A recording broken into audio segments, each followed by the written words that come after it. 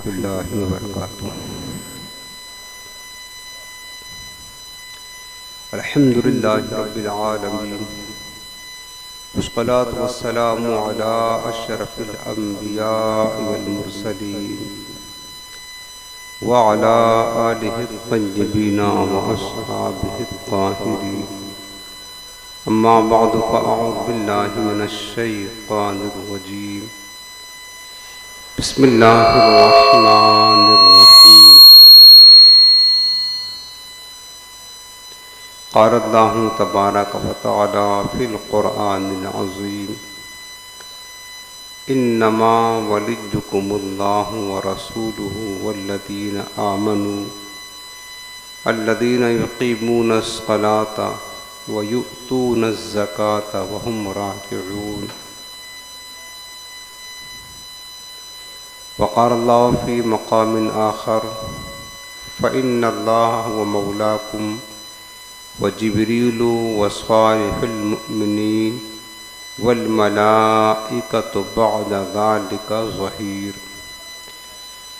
آمنت باللہ صدق اللہ العظیم۔ اللہم رب اشرح لی صدری ویسر لی امری واحلل عقدۃ من لسانی یفقہوا قولی۔ سیدی سرکار اعلی حضرت امام اہل سنت شیخ الاسلام والمسلمین حجت اللہ فی الارضین سیدنا سرکار امام احمد رضا خان علیہ رحمت و رحمان فتاوی رضویہ شریف میں لکھتے ہیں کہ حضرت ابو المواہب رضی اللہ تعالی عنہ فرماتے ہیں کہ میں نے خواب میں حضور نبی کریم صلی اللہ علیہ وسلم کی زیارت کی، تو میرے آقا کریم علیہ السلام نے مجھ سے فرمایا کہ ابو المواہب، تم بروز قیامت 1,00,000 بندوں کی شفاعت کرو گے۔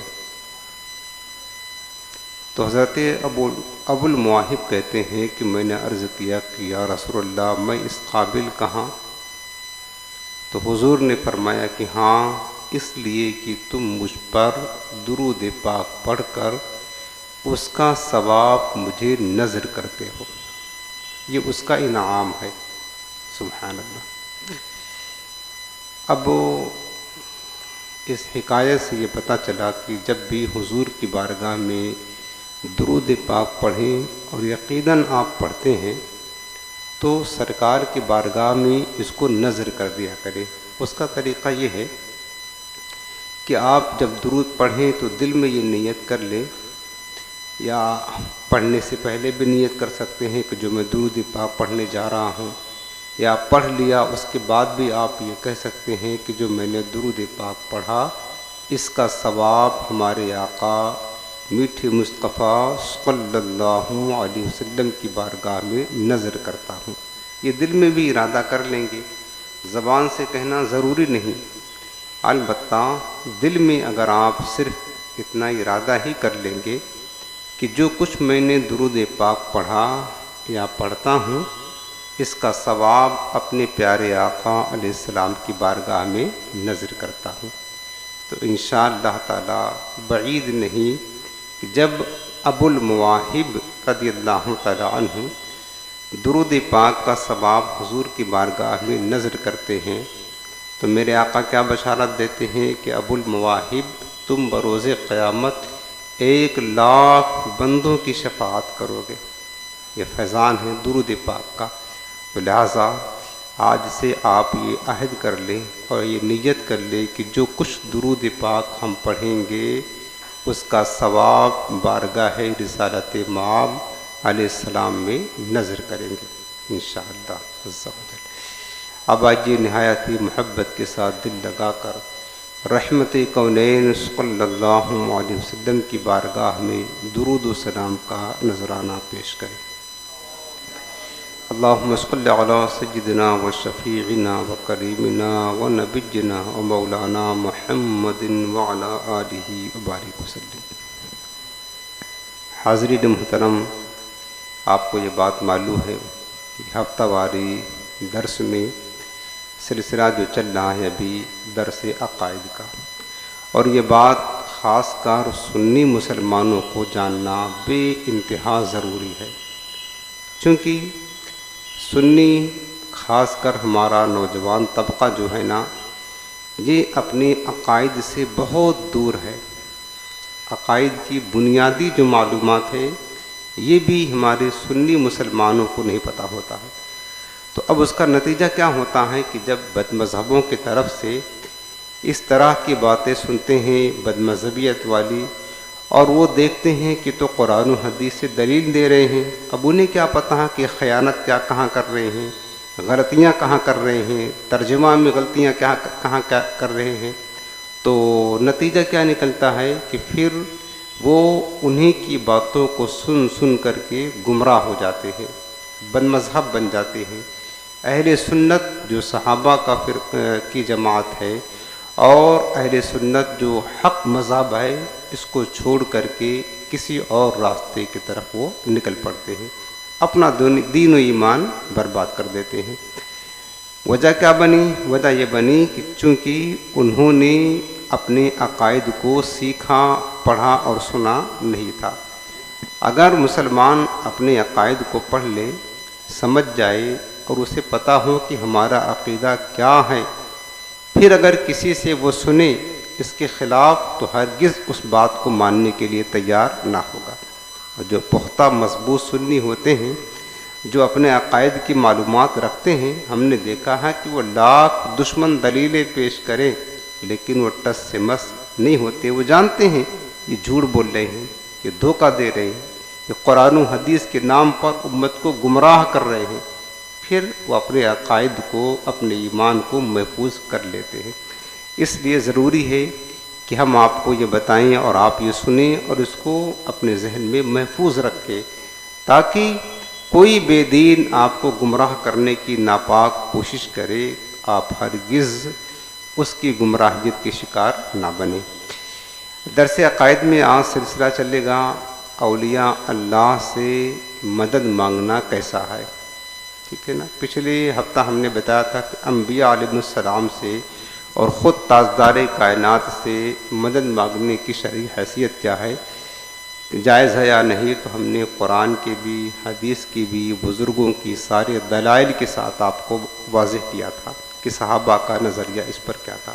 آج ہم خاص بات کریں گے کہ اولیاء کرام سے مدد مانگنا کیسا ہے، چونکہ ہمارا اہل سنت کا جو طبقہ ہے یہ اولیاء کرام سے بے پناہ محبت بھی کرتے ہیں، اور اولیاء کرام سے پریشانیوں کے وقت، مصیبتوں کے وقت اور اپنی حاجات میں حاجت روائی کے لیے اولیاء کرام کو پکارتے بھی ہیں، ان سے مدد طلب کرتے ہیں، ٹھیک۔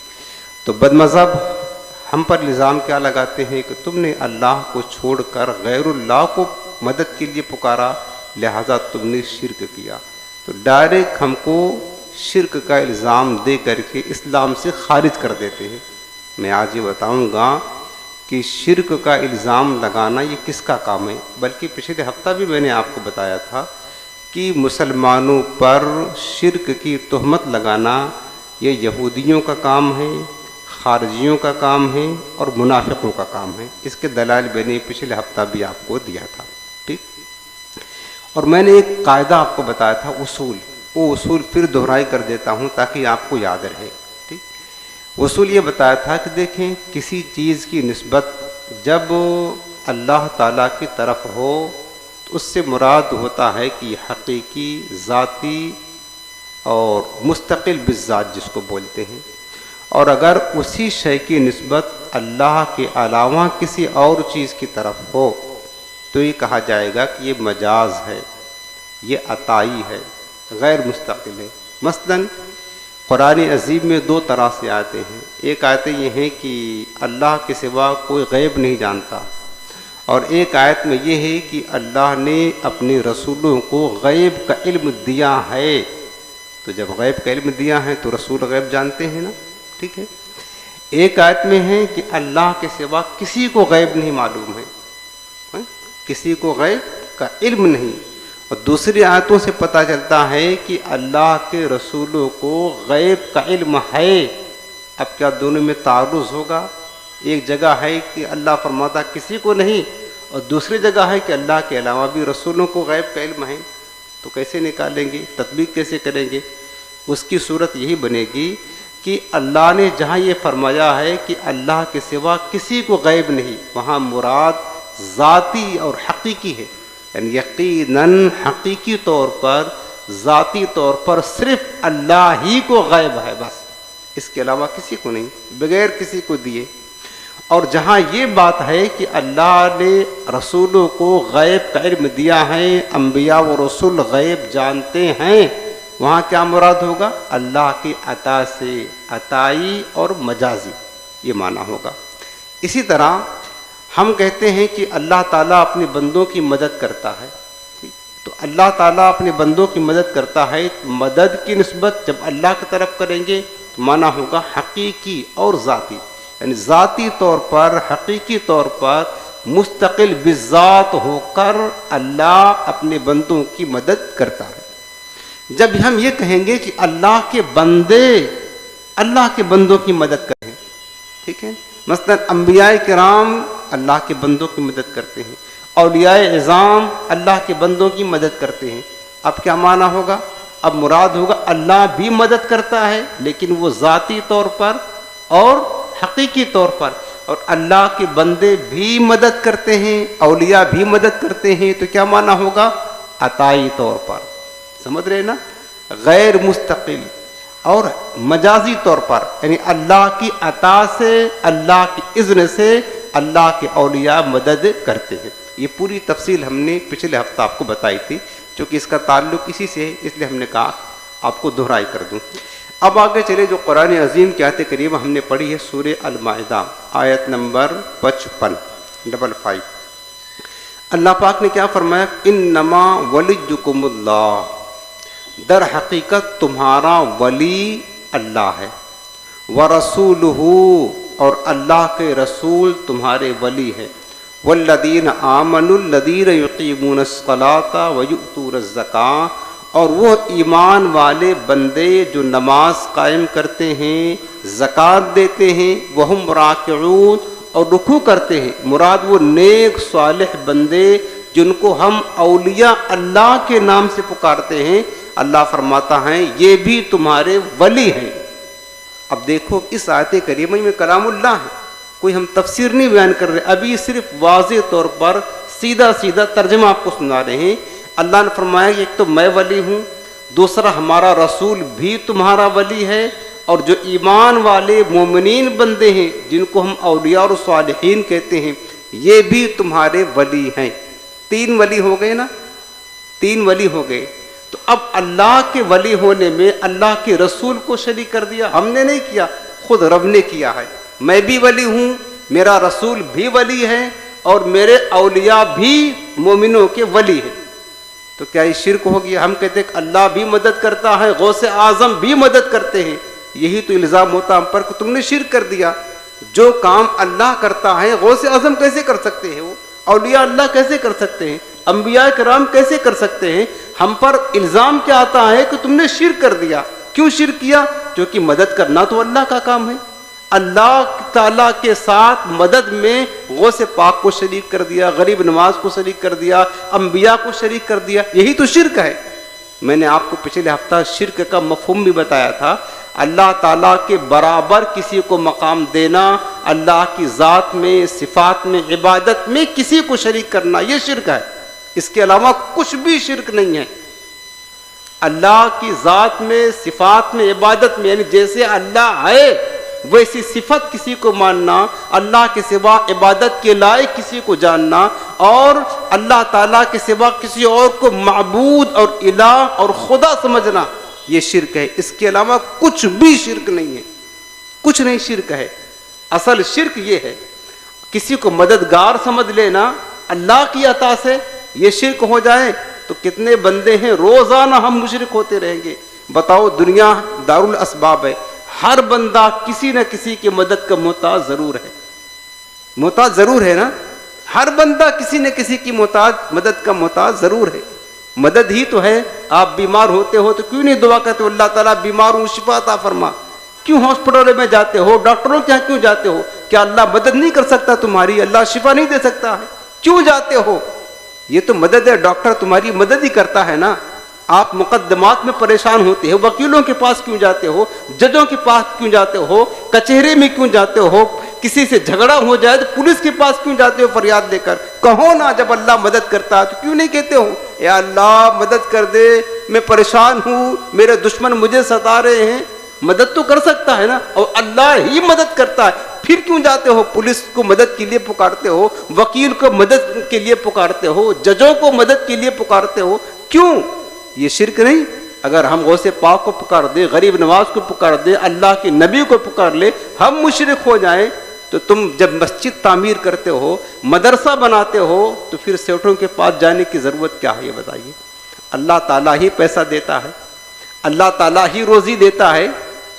جب پیسہ اللہ دیتا ہے اور اللہ تعالیٰ ہی سب کام بناتا ہے تو مانگو نا اللہ تعالیٰ جھولی پھیلا کر مسجد میں مولا تیرے گھر کی تعمیر کرنا ہے، تیرے رسول کے گھر مدرسے کی تعمیر کرنا، مولا پیسہ دے دے. کوئی نہیں کرتا، ہر کوئی وہ بیگ ٹانگے اور رسید بک لیے سیٹھوں کے دروازے کے دھکے کھا رہے. یہ کیا ہے؟ سیٹھ مدد نہیں کرتے، کہتے ہیں تعاون کرو نا بھائی مسجد کی تعمیر. تعاون کے معنی کیا ہوتا ہے؟ مدد کرنا. یار جب یہ مدد کر مانگ رہے اللہ کے سوا، کیا وہ اللہ ہے؟ نہیں ہے. وہ کسی نے کہا تھا نا، وہ ہمیں تانا دیا تھا بے دینوں نے کہ وہ کیا چیز ہے جو ملتا نہیں خدا سے جسے تم مانگتے ہو اولیاء سے. اس سنی کو کسی نے تانا دیا تھا کہ وہ کیا چیز ہے جو ملتا نہیں خدا سے. ہر چیز ملتی ہے نا، جسے تم مانگتے ہو اولیاء سے. تو کسی سنی نے کہا تھا وہ چندہ ہے جو نہیں ملتا خدا سے جیسے تم مانگتے ہو اغنیا سے. اغنیا کہتے ہیں مالدار کو، کہتے ہیں وہ چندہ خدا سے نہیں ملتا ہے، مالداروں سے ملتا ہے. تو یہ بتا رہے ہیں کہ آپ دیکھیں نا کہ کس طرح امت کو گمراہ کرنے کی سازشیں کی جا رہی ہیں، کوششیں کی جا رہی ہیں، امت پر شرک کا الزام لگایا جا رہا ہے. وہ میں آپ کو پیارے سمجھاتا ہوں، انٹرنیٹ پہ سب کچھ بھرا پڑا ہے، جو مرضی کہتا ہے، جس کے خلاف بولتا ہے، بھونکتا ہے، قرآن کا غلط ترجمہ، غلط تفسیر، غلط تشریح حدیث پاک کی بس مطلب لوگوں کو بتا دیا. سنی مسلمان بیچارے اپنا عقیدہ پڑھتے رہی، سن کر کے گمراہ ہو جاتے ہیں. یہ میں آپ کو سمجھا رہا ہوں کہ اللہ کے سوا کسی اور کو مدد ماننا اس کو اللہ ماننا نہیں ہے، اللہ ماننا نہیں. اب دیکھیں نا، جب میں قرآن پڑھ رہا ہوں سیدھا ترجمہ کر رہا ہوں، اللہ نے کیا فرمایا کہ تمہارا ولی اللہ ہے. ابھی میں ولی کا معنی بتاتا ہوں. تمہارا ولی اللہ کا رسول ہے، تمہارا ولی مومنین صالحین. 3 ولی ہیں، اللہ بھی ولی ہے، رسول بھی ولی ہے، اور مومن بھی ولی ہے. اب آپ بتائیں، ولی ولایت میں اللہ نے خود اپنا ذکر کیا، اپنے رسول کا ذکر کیا، اور اپنے مومنین بندوں کا ذکر کیا، تو کیا یہ شرک ہو گیا؟ ہم کہتے ہیں کہ مدد میں اگر اللہ کا شریک کر لیا تو شرک ہو گیا. تو پھر ولایت میں اللہ نے خود شریک کیا. اب ولی کے معنی کیا ہے؟ تفسیر اٹھا کر کے پڑھ لیں. ولی کے معنی ہے مددگار. جس پر اعتراض ہے، ولی کا کیا معنی ہے؟ مددگار ہے.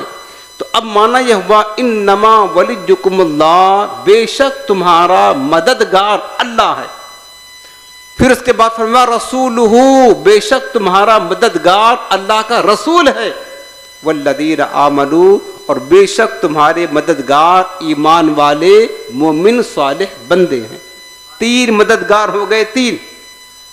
اور دوسری آیت کریمہ سورہ تحریم پڑھیں گے. اللہ پاک نے فرمایا فإن اللہ و مولا ہو، مولا کا لفظ ہے، مولا کے معنی بھی مددگار آتے ہیں. اللہ فرماتا فإن اللہ ہوا مولا ہو، پس بے شک اللہ وہ مولا ہے. وجبریل، جبریل بھی مولا ہیں. وصالح المؤمنین، اور نیک جو مومن ہیں جن کو اولیاء اللہ کہتے ہیں، یہ بھی تمہارے مولا ہیں، مددگار ہیں. والملائکۃ بعد ذلک ظہیر، اللہ فرماتا اس کے بعد سارے ملائکہ تمہارے مددگار ہیں. ظہیر کا لفظ ہے، لغت اٹھا کر آپ دیکھ لیں، ظہیر کا معنی ہوتا ہے مددگار. خود رب نے فرمایا کہ میرے فرشتے یہ مددگار ہیں. وصالح المؤمنین، نیک مومنین جن کو ہم اولیاء اللہ کہتے ہیں، یہ مددگار ہیں. جبریل مددگار ہیں. تو اب بتاؤ، جب جبریل مددگار ہیں، مومنین صالحین مددگار ہیں، فرشتے مددگار ہیں، تو پھر کیا یہ شرک ہو گیا؟ خود رب فرما رہا ہے تو وہی معنی آپ کو بتایا جو آپ یاد رکھے کہ مددگار ہونا رب کا یہ حقیقی اور ذاتی ہے، مستقل بالذات، اور اللہ کے علاوہ کسی اور کا مددگار ہونا یہ اللہ کی عطا سے ہے، اس کے اذن سے ہے، یہ مجازی ہے، حقیقی نہیں۔ تو جب ہم اللہ سے مدد مانگیں گے، دیکھو مدد حقیقت میں مانگی اللہ ہی سے جاتی ہے، وہ ایک ہوتا ہے بالواسطہ، ایک ہوتا ہے بلا واسطہ، ڈائریکٹ انڈائریکٹ۔ ہم کہتے ہیں اللہ پریشان حال ہوں، میری پریشانی دور فرما، یہ ہوتا ہے بلا واسطہ، ڈائریکٹ اللہ سے مدد مانگنا، یہ درست ہے اور 100% درست ہے، یہ مانگنا چاہیے۔ اور ایک ہوتا ہے ہم پریشان حال ہو گئے، مصیبت میں آ گئے، اپنے پڑوسی سے کہا یار بہت پریشانی ہے، کچھ مدد کرو نا، تنگی بہت ہے، بہت پریشانی ہے، مدد کرو، بچے کی شادی ہو گئی، بیماری آ گئی، بڑی تنگی ہے، کچھ مدد کرو۔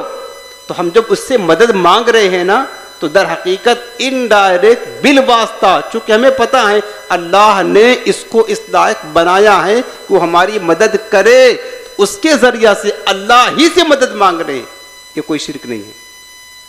اس شرک کیا حرام، ناجائز، گناہ بھی نہیں ہے، مکروہ بھی نہیں ہے، چونکہ یہ دنیا دارالاسباب ہے، اللہ نے ایک چیز کو دوسرے کے لیے مددگار بنایا ہے، رب نے خود بنایا ہے، جو میں نے ابھی آپ کو قرآن پڑھ کر کے سنایا۔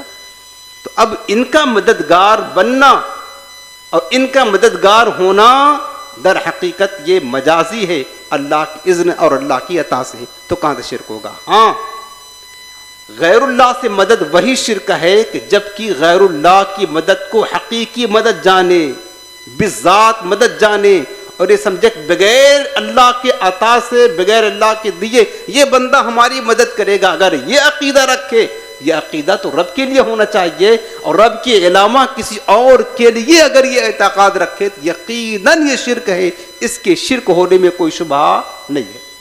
اور ایسا عقیدہ کوئی جاہل، بڑا سے بڑا جاہل سنی مسلمان وہ بھی نہیں رکھتا ہے، وہ بھی اولیاء کے پاس اسی لیے جاتا ہے کہ اللہ کے اولیاء اللہ کے مقرب ہیں، ہم ان سے کہیں گے تو ان کی برکت سے اللہ ہمارے بگڑے کام بنا دے گا۔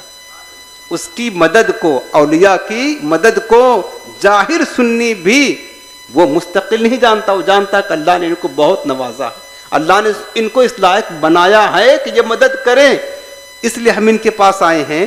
تو اب جو ہے نا اللہ کے اولیاء سے مدد مانگنا یا کسی سے اللہ کے سوا جو مدد کرنے کا حل ہے اس سے مدد مانگنا، یہ سمجھ کر کہ یہ اللہ کا بندہ اللہ کی مدد کا مظہر ہے، مظہر اون الہی جس کو بولتے ہیں، اس نیت کے ساتھ اگر مدد مانگتا ہے یہ بلا شبہ جائز، ذرہ برابر کوئی شبہ نہیں ہے اس کے جائز ہونے میں، بلکہ ایسا مدد مانگنا خود انبیاء سے، اولیاء سے، صحابہ سے ثابت ہے، اور یہ سنت انبیاء بھی ہے، یاد رکھنا۔ جبکہ یہ تصور کرے اللہ کے اولیاء سے مدد مانگے، خیال کیا کرے کہ اللہ کے اولیاء مظہر اون الہی ہے، یعنی اللہ کی مدد کے کیا ہیں؟ مظہر ہیں، اللہ نے انہیں اس لائق بنایا ہے کہ یہ بندوں کی مدد کریں، اس لائق بنایا ہے، تو پھر یہ سمجھ کر کے مدد مانگنا یقیناً بلا شبہ یہ جائز اور درست ہے۔ اب آگے چلتے ہیں، آپ کو حدیث پاک بھی سنا دیتے ہیں۔ حدیث پاک سنیں کہ اللہ رب العالمین نے ارشاد فرمایا، یہ مسلم ابو داؤد شریف کی روایت میں ہے کہ واللہ فی عون العبد ما کان العبد فی عون اخی، اللہ تعالیٰ اپنے اس بندے کی مدد میں رہتا ہے جب تک کہ بندہ اپنے بھائی کی مدد کرتا رہتا ہے۔ لفظ عون ہے، عون کی معنی مدد کرنا، اللہ تعالیٰ اپنے بندے کی مدد کرتا رہتا ہے، کب تک؟ جب تک کہ بندہ اللہ کے بندوں کی یعنی اپنے بھائی کی مدد کرتا رہتا ہے۔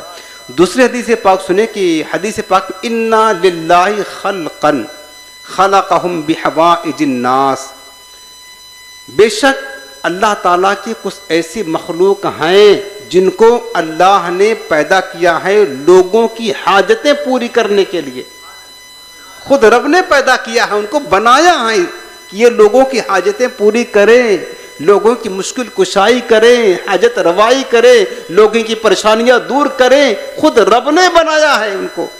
فرمایا بے شک اللہ کی کچھ ایسی مخلوق ہیں جو لوگوں کی حاجتیں پوری کرنے کے لیے پیدا کیا اللہ نے ان کو.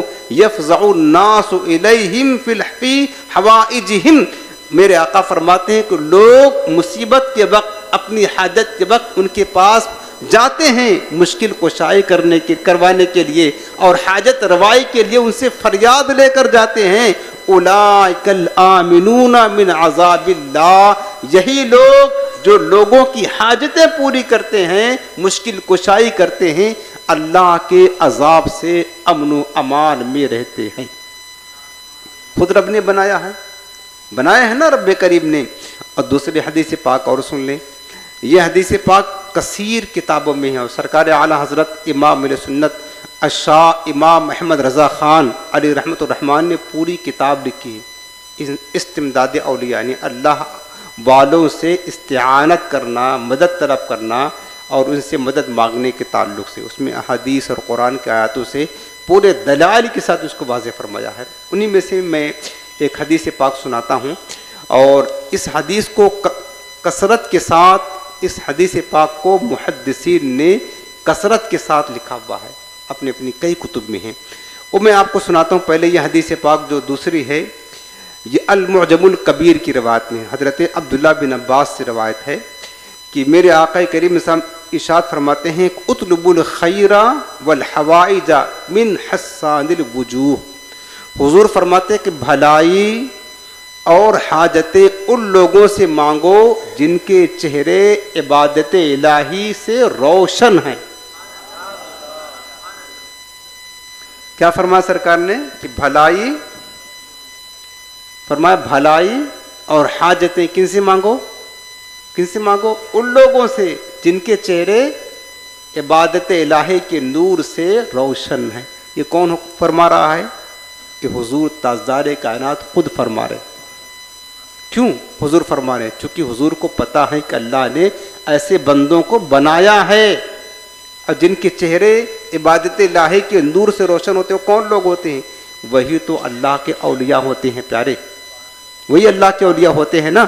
ان سے بھلائی اور حاجتیں مانگنے کا خود براہ راست تاجدار کائنات نے حکم دیا ہے.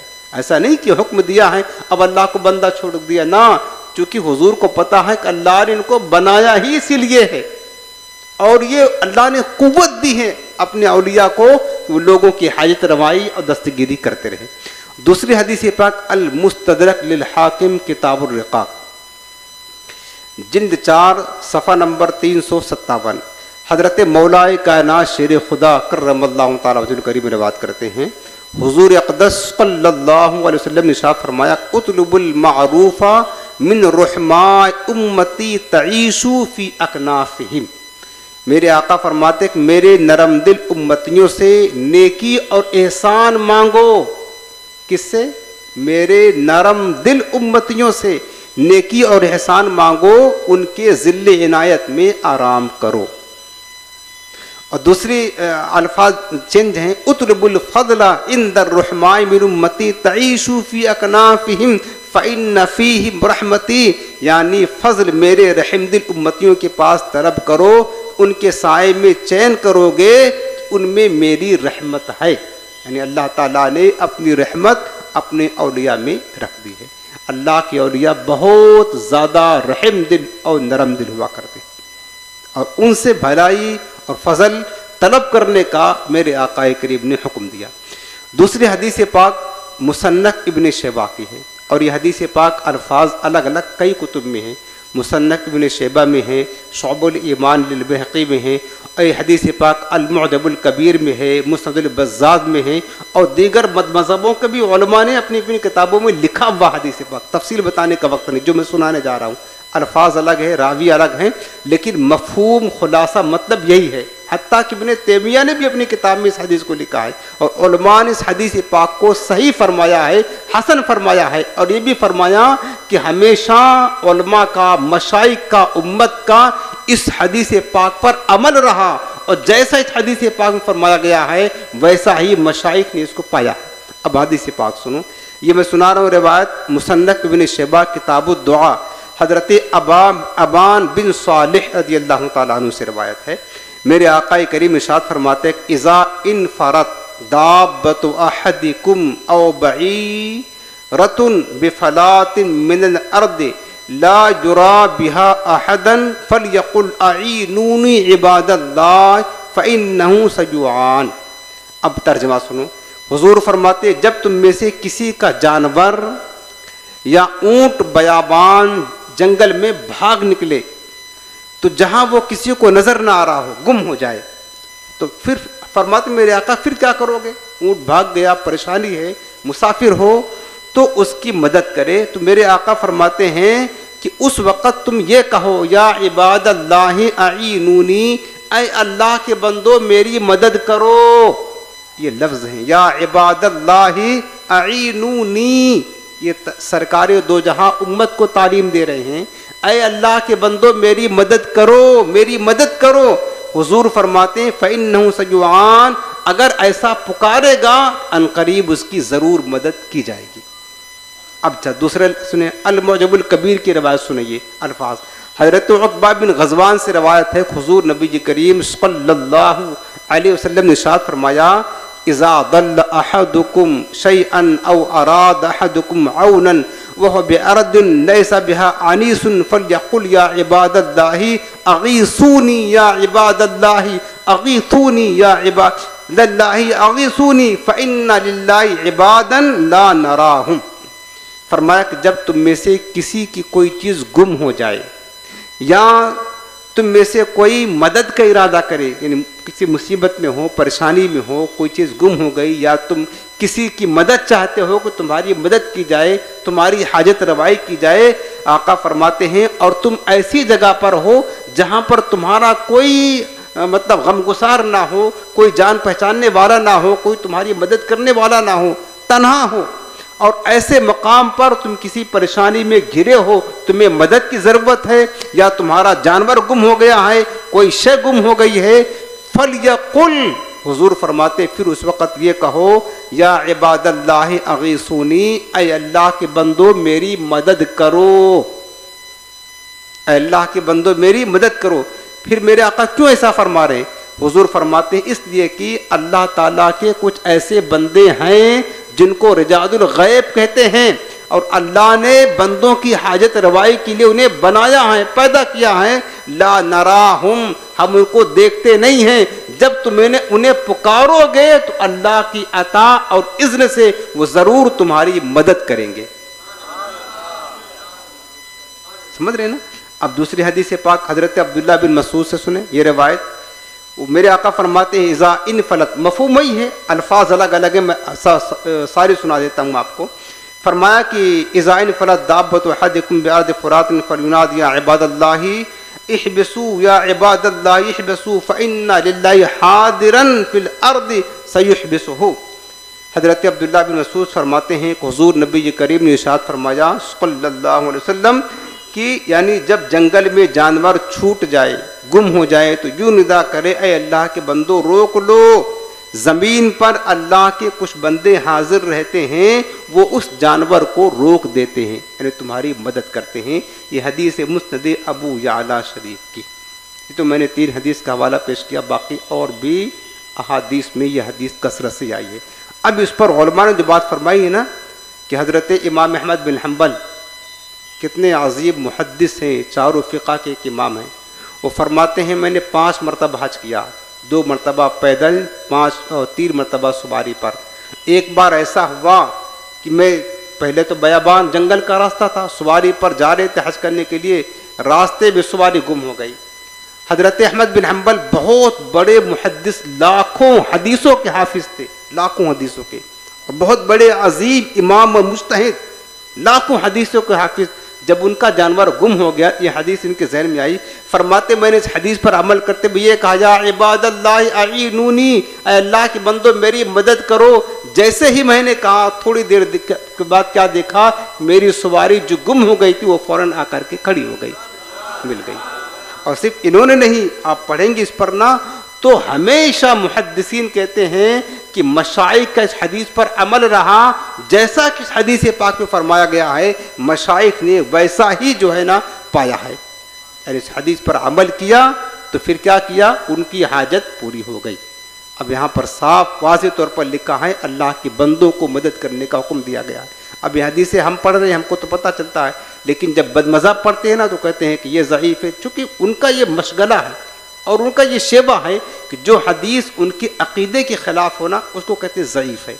یہ شیوہ ہے ان کا، کہیں نہ کہیں سے نکال دیتے ہیں، حالانکہ اہل حق نے بڑے بڑے محدثین نے اس کو صحیح لکھا ہوا ہے، اپنی کتابوں میں جگہ دی ہے، پھر بھی اس کو کہیں گے حدیث ضعیف ہے۔ کیوں؟ اپنا عقیدہ ثابت کرنے کے لیے، اپنا دین نہیں بدلتے ہیں، بلکہ دین کو اپنے مطابق کرنا چاہتے ہیں، اپنے نظریے کے مطابق حدیث کو ڈالنا چاہتے ہیں، یہ مقصد ہوتا ہے، یہ ہم نے سنا ہے۔ دوسری بات یہ دیکھیں کہ اب اس حدیث پاک کا اکابر علماء نے قدیم زمانے سے اس پر تجربہ کیا اور ان کا یہ مطلب معمول رہا، یہ حدیث پاک یقیناً بہت مقبول، معمول اور مجرب ثابت ہوئی، جو میں نے آپ کو حدیث پاک سنائی ہے۔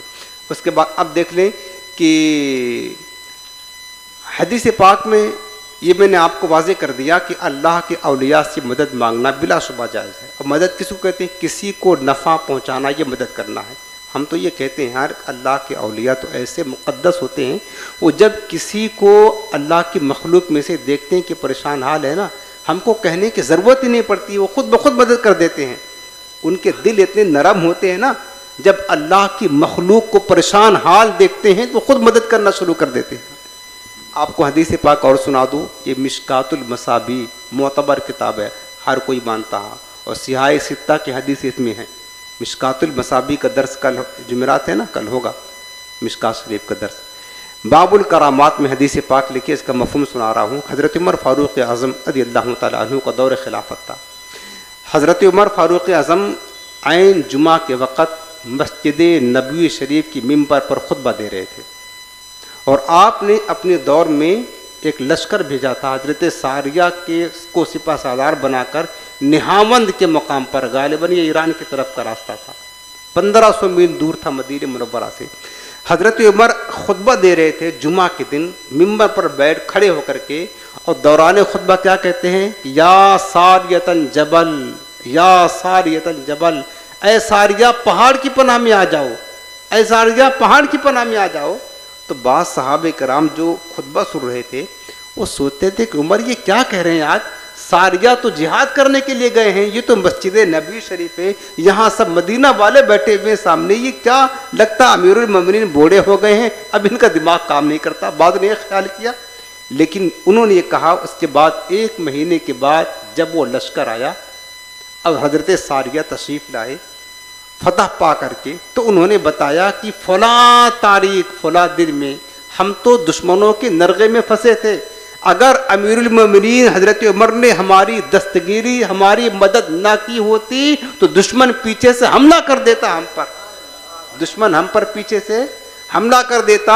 یہ تو عین جب دشمن حملہ کرنے والا تھا، ہم نے غیب میں ایک آواز سنی، اور وہ آواز امیر المومنین حضرت عمر فاروق اعظم کی تھی، کہہ رہے تھے ساریہ پہاڑ کے پیچھے آ جاؤ، لشکر حملہ کر دے گا۔ فوراً ان کی آواز پر ہم پہاڑ کی پناہ میں چلے گئے اور لشکر کے حملہ کرنے سے محفوظ رہے۔ اب دیکھو اللہ والوں کی نگاہ دیکھو، یہ حضرت عمر ہیں، بیٹھے مسجد نبوی شریف کی منبر پر خطبہ دے رہے ہیں کھڑے ہو کر کے، لیکن نگاہ وہاں جا رہی ہے کہ اللہ کے بندے حضور کے صحابہ مصیبت میں ہیں، دشمنوں کے نرغے میں پھنسنے والے ہیں، انہوں نے مدد طلب نہیں کی، بغیر مدد طلب کیے بے مدینے میں رہ کر کے 1500 میل دور نہاوند کے لوگوں کی دستگیری فرما رہے ہیں۔ یہ طاقت ہوتی ہے اللہ کے اولیاء کی، ان کو اپنی طرح نہ سمجھے، ان کو اپنی طرح نہ سمجھے، یہ قوت ہے۔ بتایا کہ اللہ کے اولیاء کی شان تو یہ ہوتی ہے، جو مانگتا ہے اس کو تو کیا کیا نہیں ملتا ہے، بن مانگے دیکھتے ہیں، اگر کسی کو مصیبت میں پھنسا ہوا ہے اس کی دستگیری کر دیتے ہیں۔ اور یہ ثابت ہے، یہ مدد نہیں تو کیا آپ بتائیں کیا ہے؟ یہ مدد نہیں ہے، حضرت عمر کا ساریہ اور ان کے لشکر کی دستگیری کرنا اور دشمنوں کے حملے سے بچانا، اس کو کیا نام دیں گے آپ؟ یہ مدد نہیں ہے۔ تو کیا آپ یہ کہیں گے حضرت عمر نے شرک کر دیا؟ یہ کام تو اللہ کو کرنا تھا، پھر اللہ پاک نے کیوں نہیں کیا؟ تو شرک کچھ نہیں ہے پیارے، تمہارے سمجھنے کی بات ہے، جہالت کی بات ہے۔ حضرت عمر کو یہ طاقت کس نے دی تھی؟ بتائیں کس نے دی تھی؟ اور حضرت عمر جو مدد کر رہے ہیں، دیکھ رہے ہیں، تو کس نے یہ قوت دی تھی؟ اللہ نے دی تھی، اللہ کے اذن سے، اللہ کی عطا سے، اللہ کی قدرت سے ان کو اللہ نے یہ طاقت دی، تو پھر وہ کر رہے ہیں۔ اور پھر اللہ کے اولیاء کی طاقت کا حال پتہ ہے کتنا ہے؟ ان کی طاقت کا حال یہ ہے کہ آپ دیکھیں حضرت سلیمان علیہ السلام، 19واں پارہ پڑھیں گے، سورہ النمل ہے، چونٹی کا ذکر ہے۔ حضرت سلیمان علیہ السلام کا ایک وزیر تھے آصف بن برقیہ۔ حضرت سلیمان نے کہا علیہ السلام کی ملکہ بلقیس کا تخت یمن میں تھا اور یہ کہیں بہت دور تھے، کون لے کر آئے گا؟ شاید بیت المقدس میں تھی، ان کی حکومت تھی وہاں۔ تو جانتے ہو قرآن نے نقل کیا، ایک بندہ کھڑا ہوا، آپ کا وزیر تھا آصف بن برقیہ، اور کیا کہنے لگا؟ انا آتی کبھی قبل ان یرتد الیک طرفک، اے پیغمبر بادشاہ سلیمان، آپ کی پلک جھپکنے سے پہلے میں وہ تخت لا کر کے آپ کے سامنے حاضر کر دوں گا۔ پلک جھپکنے میں کتنی دیر لگتی ہے؟ سیکنڈ بھی نہیں لگتا ہے، پر جھپک جاتی۔ اور ہوا اسے ہی، فلما رآہ مستقرا عنده، حضرت آصف بن برقیہ نے اب وہیں بیٹھے بیٹھے روحانی طاقت کا حال دیکھے، کس کا؟ اللہ والوں کا۔ وہیں بیٹھے بیٹھے وہ ملک یمن سے، ملک سبا سے ملکہ بلقیس کا تخت، بہت بھاری وزنی لمبا چوڑا، سونے چاندیوں سے، ہیرے جواہرات سے جڑا ہوا وہ تخت لا کر کے حضرت سلیمان علیہ السلام کے سامنے کھڑا کر دیتے۔ پلک جھپکنے سے پہلے یہ کون سی طاقت تھی؟ یہ روحانی طاقت تھی۔ ارے جب حضرت سلیمان کے ولی کی طاقت کا یہ حال ہے تو مصطفیٰ کی امت کے اولیاء کی طاقت کا اندازہ کون لگا دیتا ہے یار؟ یہ حال خدمت گاروں کی سرکار کا عالم کیا ہوگا جب ان کے گدا بھر دیتے ہیں شاہان زمانہ کی جھولی، محتاج کا جب عالم ہے تو مختار کا عالم۔ تو امت کے حضور کی امت کے اولیاء کی طاقت تو تمام امت کے اولیاء سے بہت بہت بہت بلند ہے، بے پناہ بلند ہے۔ سمجھ رہے ہیں؟ یہ اللہ کے اولیاء کی روحانی طاقت ہے۔ دوسری بات یاد رکھ لیں، اللہ کے اولیاء اپنی حیات ظاہری میں بھی یا وصال کے بعد بھی مدد کرتے ہیں تو اپنی روحانی طاقت سے مدد کرتے ہیں۔ یاد رکھنا، روحانی طاقت۔ بعض لوگ کہتے ہیں کہ چلو بھائی تم زندگی میں تم مانگتے ہو مدد، اب وفات پانے کے بعد کیا مردے سے بھی کوئی مدد مانگتا؟ وہ کیا سنتے ہیں، وہ تو ختم ہو گئی۔ یاد رکھنا، موت تمہارے نزدیک ہوگی، ہمارے یہاں موت یہ نہیں کہ سب ختم ہو گئی کہانی، روح کا جسم سے جدا ہو جانا یہ موت ہے، اور وفات کے بعد اللہ والوں کی روحانی طاقت حیات ظاہری سے کہیں زیادہ بڑھ جاتی ہے۔ شیخ المحقق شیخ عبدالحق محدث دہلوی رحمۃ اللہ علیہ فرماتے تمہیں پتہ ہے اللہ کے انبیاء اولیاء مدد تو کرتے ہیں اپنی ظاہری حیات میں بھی اور وصال کے بعد بھی، لیکن مدد زیادہ کب کرتے ہیں؟ کب زیادہ کرتے ہیں؟ فرماتے ہیں کہ جب تک زندہ رہتے ہیں ظاہری حیات میں تھوڑی مدد کرتے ہیں، وفات کے بعد بہت زیادہ مدد کرتے ہیں، وفات کے بعد اور زیادہ۔ پھر اس کو مثال دے کر بتایا کہ دیکھیں ایک شیر ہے، پنجڑے میں بند ہے، دہاڑتا ہے، اس کی ہیبت تو طاری ہوتی ہے لوگوں پر، لیکن شیر جب تک پنجڑے میں ہوتا ہے نا تو کیا ہوتا ہے کہ پنجڑے میں ہوتا وہیں دہاڑتا، اپنے پورے جوہر دکھا نہیں پاتا ہے، لیکن شیر کو چھوڑ دو، جب جنگل میں پہنچتا ہے سارے درندے خوف زدہ ہو جاتے ہیں کہ شیر جنگل میں میدان میں آ گیا ہے شیر، اب جو ہے نا وہ ہر ایک کو کھاتا ہے، ہر ایک کو مکمل جوہر دکھاتا ہے۔ کہ اسی طرح جس طرح ایک پرندہ ہے جب تک پنجڑے میں بند ہے نا اس کی پرواز تو کرتا ہے، بس ادھر ادھر گھومتا رہتا ہے، لیکن جب پرندے کو پنجڑے سے چھوڑ کر کے دیکھو پھر وہ آسمانوں سے باتیں کرنا شروع کر دیتا ہے۔ فرماتے اسی طرح اللہ کے اولیاء کی ارواح مقدسہ جب تک ان کے جسم کے پنجڑے میں بند رہتی ہیں تب بھی مدد کرتی ہیں، لیکن تھوڑا، لیکن جیسے ہی ان کی وفات ہوتی ہے نا وہ روح اپنے جسم کے پنجڑے سے آزاد ہوتی ہیں، اب اتنی مدد کرتی ہیں جو کوئی کہیں سے مدد کے لیے پکارتا ہے فوراً ان کی مدد کے لیے ان کی ارواح پہنچ جایا کرتی ہے، چونکہ اب وہ اپنے جسم کے پنجڑے سے آزاد ہو گئی، اب ان کی روحانی طاقت بڑھ جاتی ہے، کم نہیں ہوتی ہے۔ اب اس کی مثال آپ دیکھ لیں، حدیث پاک میں ہے، صحیح حدیث پاک میں ہے، جب بندے مومن کو قبر میں دفن کر دیا جاتا ہے، بخاری شریف کی روایت سنا رہا ہوں، اور دفن کر کے سارے لوگ جاتے ہیں تو حدیث میں ایک وہ مردہ جو ملو من مٹی کے نیچے دفن ہے، یسمع قرع نعالہم، ان جانے والوں کی جوتوں کی آواز کو بھی سنتا ہے. کیا سنتا ہے؟ جانے والوں کی جو جا رہے ہیں نا، ان کے جو جوتے میں آواز ہلکی سی آتی ہے نا، اس آواز کو بھی وہ مردہ جو مرو من مٹی کے نیچے دفن ہے وہ آواز بھی سنتا ہے. اور آپ قبرستان جاتے ہیں، حکم کیا ہے؟ السلام علیکم یا اہل القبور. وہ سنتے ہیں نہیں سنتے ہیں مردے؟ وہ مردے سنتے بھی ہیں اور مردے جواب بھی دیتے ہیں، سنتے ہیں جواب دیتے ہیں. آپ زندہ ہیں، آپ ان کو کہہ رہے سلام، وہ آپ کے سلام کو سن رہے ہیں. اگر نہ سنتے ہوتے تو سلام کرنے کا حکم نہیں ہے، لیکن وہ جواب بھی دیتے ہیں. تو کیا آپ سنتے ہیں ان کے جواب کو؟ بتائیے، سنتے ہیں نہیں سنتے؟ تو کس کی طاقت زیادہ ہوئی؟ کس کی طاقت زیادہ ہوئی؟ ان کی طاقت زیادہ ہوئی. یہ تو عام مومنین کی بات ہے. اللہ کے اولیاء کی طاقت کا حال کیا ہے؟ اور قرآن پاک سنا دوں، یہ پڑھیں آپ قرآن پاک سورہ النحل 14 پارہ آیت نمبر 97. اللہ پاک کیا فرماتا ہے؟ من عمل صالحا من ذکر او انثى وهو مؤمن فلنحيينه حیاتا طیبا. اللہ پاک فرماتا ہے کہ جو نیک عمل کرے، چاہے وہ مرد ہو یا عورت ہو، وہ مؤمن، حالانکہ وہ مومن ہو، یعنی نیک عمل کرنے والا مومن صالح ہو، فَلَنُحْيِيَنَّهُ، اللہ فرماتا ہے ہم اس کو زندگی عطا کریں گے، یعنی اس کی موت کے بعد فَلَنُحْيِيَنَّهُ حَيَاةً طَيِّبَةً، اس کو پاکیزہ زندگی عطا فرمائیں گے. اس کی موت کے بعد جب دوبارہ زندگی ہوتی ہے نا تو کون سی ہوتی ہے؟ فرماتے پاکیزہ زندگی اللہ فرماتا عطا فرمائیں گے، پاکیزہ زندگی. اب آپ بتاؤ، ایک زندگی ابھی ہے، ایک زندگی موت کے بعد ملنے والی ہے، جس کو حیاتاً طیبہ کہا قرآن نے، پاکیزہ زندگی.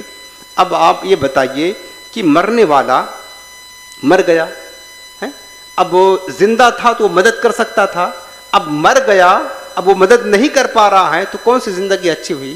موت کے بعد کی کہ موت کے پہلے کی؟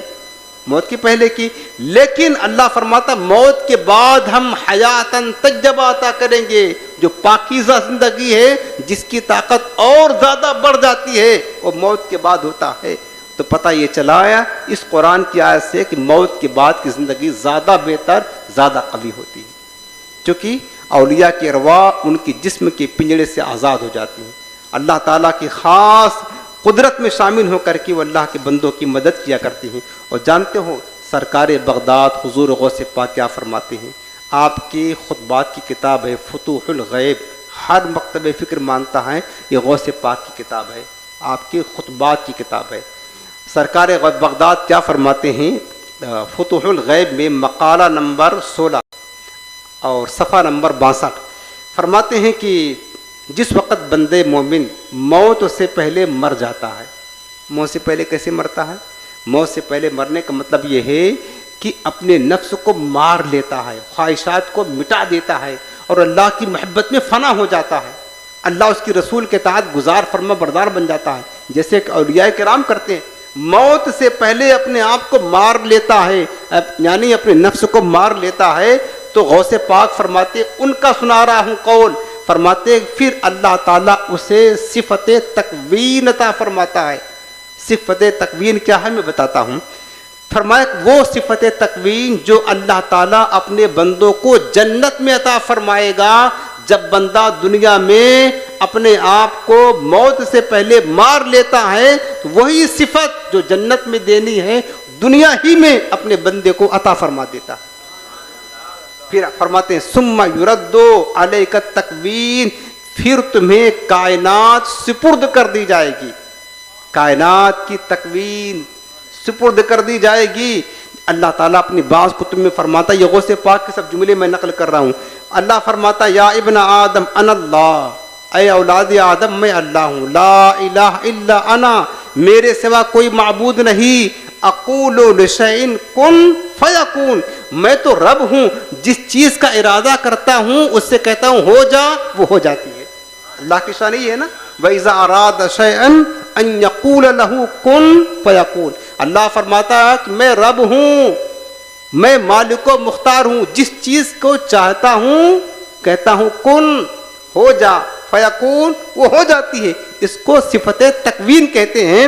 پھر اللہ فرماتا ہے اے میرے بندے اطیعنی، تو میری اطاعت کر، میری فرما برداری کر، میری بات مان، اجعلک تقول للشیء کن فیکون، میں تجھے بھی ایسا ہی کر دوں گا، اگر تو کسی شے کے بارے میں کہے گا ہو جا تو وہ ہو جائے گی، یعنی تیرے زبان پر تجھے صفت تکوین عطا کر دوں گا، تو دنیا میں رہ کر کہے گا ہو جا تو ہو جائے گا، تو مردے کو ٹھوکر لگا کر کہے گا قم باذن اللہ، اللہ تجھے وہ صفت سے نوازے گا، وہ مردہ زندہ ہو جائے گا، کھڑا ہو جائے گا۔ اس کو کہتے ہیں صفت تکوین، اولیاء نے کر کے دکھا جائے۔ غوث پاک سرکار کا واقعہ ہے، حضور غوث پاک کا بہت بڑا مدرسہ تھا، مدرسہ نظامیہ، آپ اس کے شیخ الحدیث تھے، پرنسپل تھے، محدث تھے، بڑے عالم تھے، وہ بے شمار طلبہ پڑھتے تھے وہاں۔ ایک بوڑھی عورت اپنے بچے کو لے کر کے آئی، کہا حضور آپ کے مدرسے میں اپنے بیٹے کا ایڈمیشن کروانا ہے۔ کہا ٹھیک ہے کرا دو، کروا دیا۔ وہ عورت خاتون چھوڑ کر چلی گئی۔ بہت دن گزر گیا تو اس خاتون نے سوچا کہ کافی وقت ہو گیا، چلے اپنے بیٹے سے ملاقات کر کے تو آئیں۔ جب وہ عورت آئی نا تو کیا دیکھا کہ پہلے غوث پاک سے ملاقات ہوئی، غوث پاک اپنے حجرے میں بیٹھ کر کے مرغی کھا رہے تھے، اچھا کھانا، خوب بہترین قسم کا مرغن غذائیں، اور مرغی کھا رہے تھے۔ کہا ٹھیک ہے کوئی بات نہیں، آگے بڑھی۔ جب اس کے بیٹے سے ملاقات ہوئی تو دیکھا کہ اس کا بیٹا سوکھی روٹی کھا رہا تھا، سوکھی روٹی۔ بچے سوکھی روٹی مدرسے اور خود غوث پاک مدرس اور استاد ہو کر کے مرغی۔ تو وہ بڑی غصہ میں ہوئی اور ناراض ہوئی وہ خاتون بوڑھی، آئی غوث پاک کا مجھے نہیں پڑھانا تمہارے مدرسے میں اپنے بیٹے کو۔ کہا کیا بات ہے؟ کہا بات کیا ہے، تم تو مرغی کھا رہے ہو بڑے ہو کر کے، مدرسے کے ناظم ہو کر، اور بچوں کو تم سوکھی روٹی کھلا رہے ہو، یہ کیا نظام ہے آپ کے یہاں کا؟ نہیں پڑھانا مجھے، لے کر جانا۔ کہا کہ مائی ذرا بیٹھ تو صحیح، ابھی چلی جانا، ٹھیک ہے بیٹھ جا۔ مرغی کھا کر کے ہڈی سمیٹتے رہے۔ اس کے بعد امام عبد الرحمن جامی نے لکھا اس واقعہ کو، وہ میں عرض کر رہا ہوں، اور غوث پاک کی مشہور کرامت ہے۔ مرغی کھا کر کے غوث پاک نے ہڈی جمع کی، وہ عورت بیٹھی تھی، اس کے بعد ہڈی جمع کر کے فرمایا کن حیّن، زندہ ہو جا۔ صفت تکوین سمجھا رہا ہوں آپ کو، اللہ اپنے بندوں کو کیا عطا فرماتا ہے؟ صفت تکوین۔ غوث پاک نے کیا فرمایا؟ کن حیّن باذن اللہ، اللہ کے اذن سے زندہ ہو جا۔ بس وہ مرغی کنکنا کر کے کھڑی ہو گئی۔ غوث پاک نے فرمایا کہ مائی جان، تیرا بیٹا جس دن اس لائق بن جائے گا نا، وہ بھی مرغی خوب کھائے گا تو اس کو نقصان دہ نہیں ہوگا، ابھی اس کے لیے وہی غذا بہتر ہے۔ چھوٹا بچہ دودھ پیتا ہے، آپ کا بچہ، آپ اس کو مرغ مسلم کھلانا شروع کر دو گے تو کیا ہوگا؟ آپ اس کو دودھ دیتے ہو، پی لے بیٹا دودھ، اور اپنے کیا کھاتے ہو؟ جو مرضی چاہتا کھاتے ہو۔ اس کے لیے یہی بہتر ہے۔ میں بتا یہ رہا تھا کہ اللہ فرماتا کہ میرے بندے تو میری اطاعت کر، اور غوث پاک نے کیسے اطاعت کی؟ 25 برس پڑھے نا غوث پاک کی وہ بغداد کی وہ تاریخ، وہ سیرت، جو 25 برس سرکار بغداد نے بغداد کے جنگلوں میں گزارے ہیں، کیسے کیسے مجاہدے کیے ہیں، عقل حیران ہو جاتی ہے، کیسے کیسے مجاہدے کیے ہیں۔ یہ مجاہدے کرنے کے بعد پھر جا کر کے صفت تکوین عطا ہوتی ہے نا۔ خودی کو کر بلند اتنا کہ ہر تقدیر سے پہلے خدا بندے سے خود پوچھے، بندے بتا تیری رضا کیا ہے۔ فرماتے 1 سال گزر گیا، کچھ نہیں کھایا۔ اللہ نے کہا میرے بندے عبد القادر، میرے خاطر نہ کھانے والے، اب تیرا رب کھلاتا ہے، کھا لے۔ 1 سال گزر گیا، کچھ نہ پیا، اللہ کی محبت میں فنا کر دیا، نفس کو مار دیا، یعنی موت سے پہلے مر گئے غوث پاک۔ تو اللہ نے صفت دیا تھا، یہ صفت دیا تھا، مردے کو ٹھوکر لگاتے، حتیٰ کہ صدیوں سے پڑا مردہ قبر میں ہڈیاں بھی سڑ گئی، کہتے اٹھ جا، اللہ کے حکم سے ٹھوکر لگا کر وہ مردہ کھڑا ہو جاتا تھا۔ یہ صفت تکوین، یہ اللہ والوں کی قوت کا حال ہے یار۔ بتاؤ اللہ اپنے بندوں کو یہ قوت دیتا ہے، کیا پڑھتے ہیں یہ لوگ سمجھ نہیں آتا، کیا پڑھتے ہیں؟ تو پھر آپ اللہ ایسی قوت دیتا ہی تو معمولی کا مدد کرنا تو ان کے لیے تو بائیں ہاتھ کا کھیل ہے، جس کو کہتے ہیں بچوں کا کھیل ہے وہ ہے۔ اور یہ بھی یاد رکھنا اللہ تعالیٰ یہ مدد کرنا، یہ سارے کام جو امور ہیں نا، یہ تو اللہ نے فرشتوں کے حوالے کیا ہے۔ فالمدبرات امرا، سورہ نازعات پڑھی۔ اللہ کے فرشتے جو ہیں نا، اللہ نے ان کو نظام کائنات ان کے سپرد کی ہے، وہ کاموں کی تدبیر کرتے ہیں، لوگوں کے کام بناتے ہیں۔ لوگوں کا کام بنانے والا تو اللہ ہے، لیکن اللہ نے یہ صفت اپنے بندوں کو فرشتوں کو عطا فرمائی ہے. اللہ کے اولیاء یہ طاقت رکھتے ہیں, قوت رکھتے ہیں, مدد کرتے ہیں. سمجھ رہے ہیں. اب میں آخر میں آپ کو غوث پاک کی مدد کا ایک واقعہ آپ کو سنا دوں, اور آخر میں جو بد مذہب ہم کو تانا دیتے ہیں نا, دھاندلی کہاں کرتے, وہ میں آپ کو بتا کر کے بات ختم کرتا ہوں. سرکار بغداد حضور غوث پاک کے شہر میں ایک عالم دین تفریح الخاطر میں واقعہ لکھا ہے. ایک عالم دین رہتے تھے, نماز جمعہ کے بعد اپنے تلامذہ کے ساتھ قبرستان گئے تو انہوں نے دیکھا کہ ایک کالا صاف ہے, تو اس کو اپنے لاٹھی سے مار دیا اور مر گیا. تھوڑی دیر گزری تھی کہ ایک گرد و غبار اڑے اور اچانک وہ عالم دین غائب ہو گئے. تو جو شاگرد تھے ان کے بڑے حیران تھے کہ ہمارے استاذ اچانک غائب ہو گئے. بہت دیر گزرنے کے بعد پھر وہ آئے, اچھا لباس پہن کر کے چلے آئے. تو شاگردوں نے پوچھا کہ حضرت معاملہ کیا ہے, آپ کچھ دیر پہلے غائب ہو گئے پھر آ گئے اور لباس بھی بڑا عمدہ پہنا ہوا ہے. انہوں نے اپنا واقعہ بتایا کہ میں نے یہ قبرستان میں تھا تمہارے ساتھ, جو گرد و غبار اڑے تھے نا, در حقیقت یہ جنات ہم کو اٹھا کر کے لے گئے تھے, اور جنات ایک جزیرے میں لے کر گئے. مجھے سمندر میں پہلے تو غوطہ لگایا, اس کے بعد اپنے جنات کے بادشاہ کے دربار میں اس کے سامنے جا کر کے کھڑا کر دیا.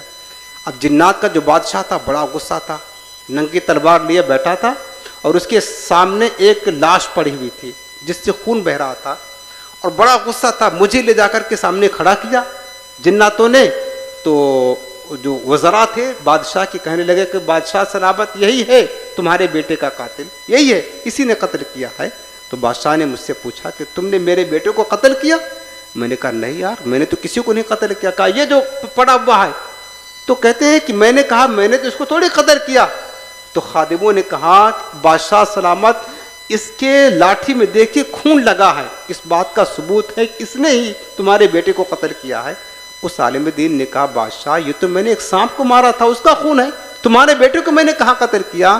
تو بادشاہ کہنے لگا وہی جو سانپ جس کو تم نے مارا یہی تو میرا بیٹا تھا, کیا بگاڑا تھا تمہارا, کیوں تم نے قتل کیا اس کو؟ تو کہا مجھے کیا پتا تمہارا بیٹا ہے. تو پھر بادشاہ نے قاضی کو کہا قاضی صاحب اس نے اس بات کا اقرار کر لیا ہے کہ میرے بیٹے کا قاتل یہی ہے, لہٰذا تم حکم جاری کرو کہ قتل کے بدلے میں قتل, اس کو قتل کیا جائے گا. قاضی نے بھی فرمان جاری کر دیا, قصاص میں اس بندے کو, اس عالم کو قتل کیا جائے گا. اب وہ عالم دین کہتے ہیں کہ بادشاہ غصے میں اٹھا ننگی تلوار لے کر اور مجھ پر حملہ کرنے والا تھا. میں نے دل ہی دل میں سرکار بغداد کو پکارا غوث پاک مدد کرے. اللہ نے طاقت دی ہے, اللہ نے طاقت دی, غوث پاک مدد کرے, اب تو مشکل میں پھنسا ہوں, مشکل میں پھنسا ہوں. بس سرکار غوث پاک کا پکارنا ہی تھا, اتنے میں ایک نورانی شکل والا بندہ کوئی آیا اور بادشاہ سے کہتا بادشاہ تجھے پتا نہیں کس کو قتل کرنے جا رہا ہے, یہ سلطان الاولیاء امام الاولیاء کا مرید ہے. اگر غوث پاک نے پوچھ لیا تجھے کہ تو نے ان کے مرید کو کیوں مارا تو کیا جواب دے گا؟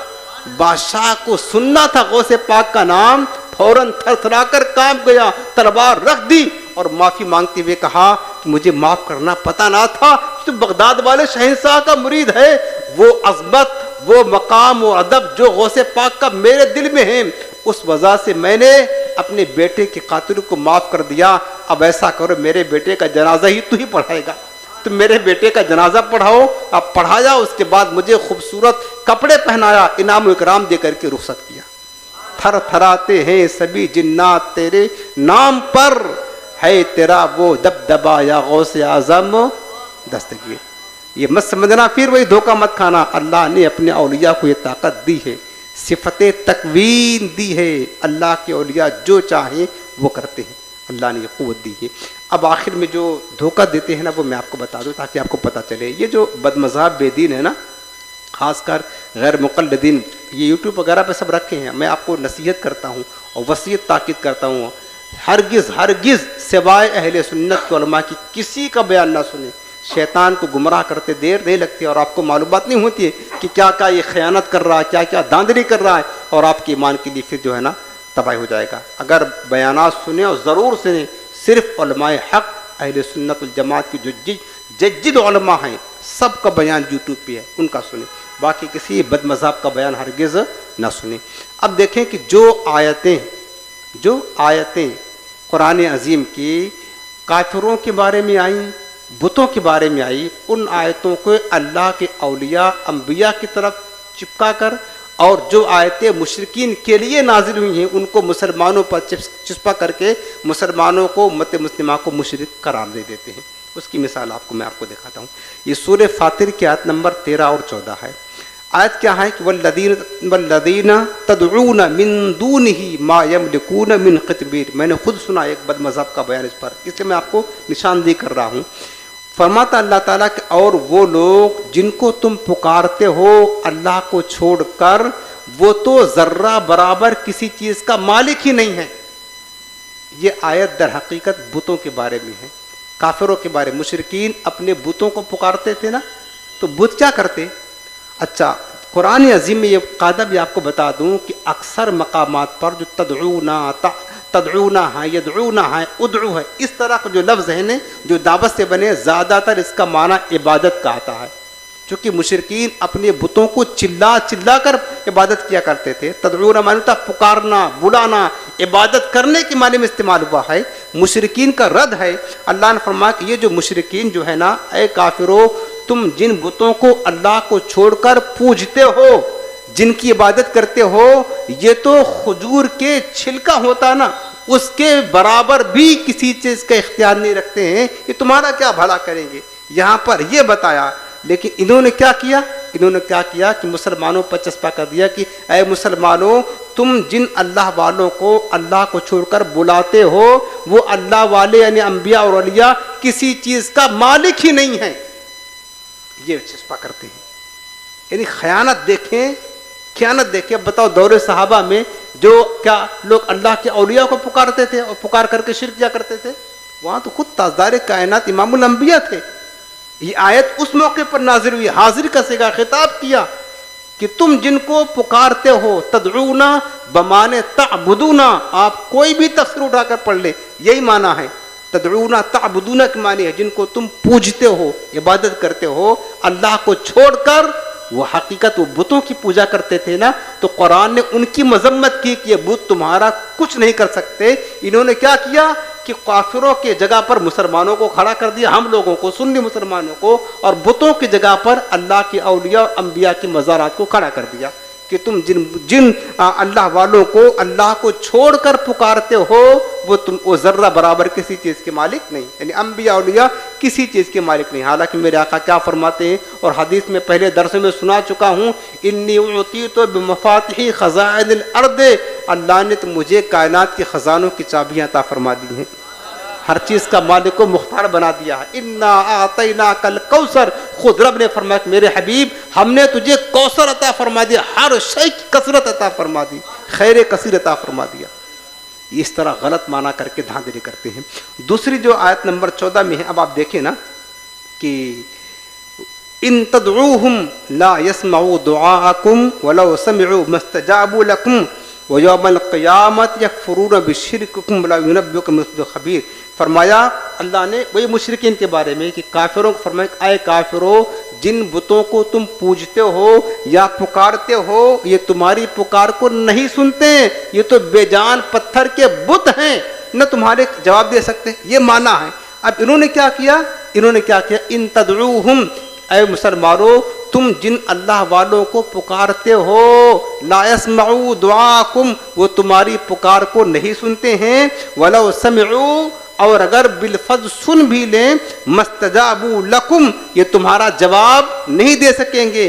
وَيَوْمَ الْقِيَامَةِ يَكْفُرُونَ بِشِرْكِكُمْ، اور قیامت کے دن تمہارے شرک کا انکار کریں گے. سمجھ رہے نا؟ یعنی یہاں پر بھی، اور ہر جگہ یہ دھاندلی کرتے ہیں کہ جو آیت کافروں کے بارے میں، مشرکین کے بارے میں، بتوں کے بارے میں ہے، وہ آیت مسلمانوں کو چسپا کر کے الزام لگا دیتے ہیں کہ مسلمان مشرک ہے. اللہ نے فرمایا کسی کو نہ پکارو، کسی کو نہ پکارو. تو مسلمان تو جو ہے نا سنی تو پکارتا غوث پاک کو، رسول اللہ کو پکارتا ہے، لہٰذا وہ مشرک ہے. کفار بتوں کو پکار کر مشرک ہوئے، اور سنی مسلمان غوث پاک کو، رسول اللہ کو پکار کر کے مشرک ہوئے. دونوں میں کوئی فرق نہیں رہا. کیا ہم رسول اللہ کو خدا مانتے ہیں؟ بتائیے. معبود مانتے ہیں، عبادت کی لائق مانتے ہیں؟ یار یہی تو اہل سنت کا، حضور کی امت کی خصوصیت اور فضیلت ہے پچھلے انبیاء کرام کے حیرت انگیز معجزات کو دیکھ کر ان کی امت نے انہیں خدا مان لیا. عیسیٰ علیہ السلام کو خدا مان لیا, عزیر علیہ السلام کو خدا کا بیٹا مان لیا.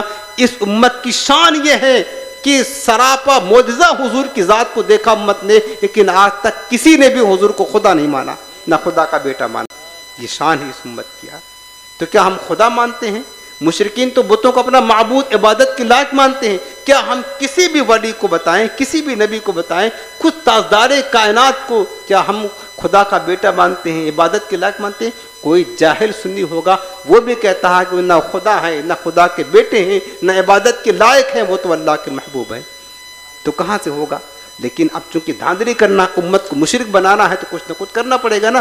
تو اس طرح کرتے ہیں خیانت کہ جو آیتیں بتوں کے بارے میں ہے, مشرکین کے بارے میں ہے, اس کو مسلمانوں پر چسپا کر کے اور بتوں کی جگہ اللہ کے اولیاء انبیاء کو کھڑا کر کے یہ مسلمانوں کو, سنیوں کو مشرک قرار دیتے ہیں. یہ ان کی دھاندلی ہے.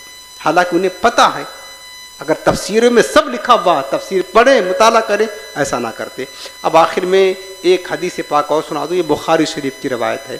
یہ جو ایسا کرتے ہیں ان کے بارے میں کیا حکم ہے وہ سنو. بخاری شریف کتاب و استطابت المعتدین والمعاندین, حضرت عبداللہ بن عمر رضی اللہ تعالی وکانا ابن عمر یراہم شرار الخلق. حضرت عبداللہ بن عمر تمام مخلوق میں بدترین لوگ ان کو سمجھتے تھے. کن کو؟ جو لوگ بتوں کی, کافروں کی شان میں نازل کی ہوئی آیتیں مسلمانوں پر چسپا کرتے ہیں, ان کو حضرت عبداللہ بن عمر سب سے بدترین مخلوق کہا کرتے تھے. وقالا, اور حضرت ابن عمر نے فرمایا, انہم انطلقوا الی آیات نزلت فی الکفار فجعلوها علی المؤمنین. ان کافروں نے, ان منافقوں نے ان آیتوں کو جو کافروں کے بارے میں نازل ہوئی ہیں اس کو مسلمانوں پر چسپا کر دیا اور مسلمانوں پر الزام لگایا. ان لوگوں کو حضرت ابن عمر فرماتے تھے یہ اللہ کی مخلوق میں سب سے بدترین مخلوق ہے. حضرت ابن عمر صحابی رسول کا قول سنا رہا ہوں. تو جو ایسا آج کے دور میں کر رہے ہیں نا, بھلے سے بہت بڑے مبلغ ہو اپنے وقت کے, لیکن حضرت ابن عمر کے نزدیک وہ سب سے بدترین مخلوق ہے. کیا ہے؟ سب سے بدترین مخلوق ہے جو اس طرح قرآن عظیم کی آیات کو, ترجمہ کو, معنی کو بگاڑتے ہیں, فساد کرتے ہیں. تو سنیوں, یہ ساری چیزیں اپنے ذہن میں محفوظ رکھیں تاکہ کبھی بھی کوئی گمراہ کرنے والا آپ کو گمراہ نہ کر سکے. بات ختم کرتا ہوں اور پھر یہ تاکید کرتا ہوں کہ آپ بیانات ضرور سنیں, لیکن صرف علماء حق, اہل سنت والجماعت کے علماء کے سنیں. باقی آپ اس راستے پر جائیں نہیں جہاں پر آپ کے دین و ایمان کا خطرہ ہوتی. آخر میں آپ کو وظیفہ عرض کر دیتا ہوں. وظیفہ آپ سن لیں. کوئی چیز گم ہو جائے, یا کوئی آدمی گم ہو جائے, گاڑی گم ہو جائے, پیسہ, سونا, چاندی, کچھ بھی انسان بھی گم ہو جائے, اس کے لیے بہت اہم اچھا وظیفہ آسان ہے. آپ بکثرت پڑھیں درود پاک پڑھ کے کہ یا رب موسیٰ یا رب کلیم بسم اللہ الرحمن الرحیم. یا پڑھ لیں یا رب موسیٰ یا رب کلیم بسم اللہ الرحمن الرحیم. یا رب موسیٰ یا رب کلیم بسم اللہ الرحمن الرحیم. یہ بکثرت اس نیت کے ساتھ جو آپ کی چیز گم ہے آپ پڑھتے رہیں گے تو انشاءاللہ یہ مجرب وظیفہ ہے, اللہ تعالیٰ ضرور آپ کی چیز کو ملا دے گا. یا رب موسیٰ یا رب کلیم بسم اللہ الرحمن الرحیم. اول آخر درود شریف پڑھ لیں. کوئی تعداد اس کی مقرر نہیں, جب تک مل نہ جائے آپ وقتاً فوقتاً اس کو پڑھتے رہیں, انشاءاللہ ضرور اللہ تعالیٰ اس کی برکت سے آپ کی چیز کو ملا دے گا.